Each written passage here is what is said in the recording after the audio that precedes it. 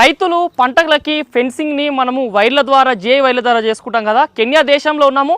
ఇక్కడ వీళ్ళు వైర్లని GI వైర్లతోటి fencing చేసుకోకుండా కే యాపిల్ అనేటువంటి మొక్కలని నాటుకొని ఫెన్సింగ్ ద్వారా ఎటు చూసినా రోడ్డుకి ఇరువైపులా వాళ్ళకు ఉన్నటువంటి పంటల చుట్టూ ఎక్కడ చూసినా ఈ కే యాపిల్ అనేటువంటి మొక్కలను తీసుకొచ్చి ఈ ఫెన్సింగ్ ద్వారా సాగు చేసుకుంటామని చెప్తున్నారు. వీళ్ళకి 50 రూపాయల చొప్పున ఈ మొక్క పడుతుంది. ఆ 50 రూపాయల మొక్కను పెట్టిన తర్వాత దాదాపు 2వ సంవత్సరం నుంచి బాగా ఎదగడం స్టార్ట్ అవుతుంది. 5-6 సంవత్సరాల తర్వాత ఇక్కడ కనిపిస్తుంది కదా, దాదాపు 8-9 ఫీట్ల వరకు కూడా మొక్క పెరిగే అవకాశం ఉంటుంది. ఈ మొక్కకి పండ్లు కూడా రావడం జరుగుతుంది. అవి తినదగినవే, ఆప్రికాట్ పండ్లలాగా గుండ్రంగా ఎల్లో కలర్గా ఉంటాయి.